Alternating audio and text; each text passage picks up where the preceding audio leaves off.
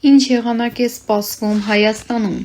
Հայաստանի Հանրապետության տարածքում դեկտեմբերի 21-ից 24 սպասվում է առանց տեղումների եղանակ, քամին հյուսիսային է 2-ից 5 մետր վարկյան։ Դեկտեմբերի 22-ից 23 սպասվում է քամու ուժգնացում 14-ից 17 մետր վարկյան արագությամբ։ Օդի ջերմաստիճանն էապես չի փոխվի։ Երևանում դեկտեմբերի 21-ից 24 սպասվում է առանց տեղումների եղանակ։